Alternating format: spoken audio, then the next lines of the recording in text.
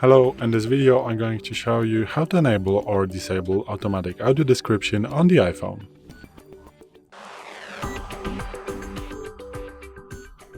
So today in front of me is the iPhone 12 with the iOS 17.4, but it really doesn't matter which iPhone you have or which version of the iOS you have, it's all going to work the same on all the iPhones. So what you want to do is to go to the settings, then go to the accessibility.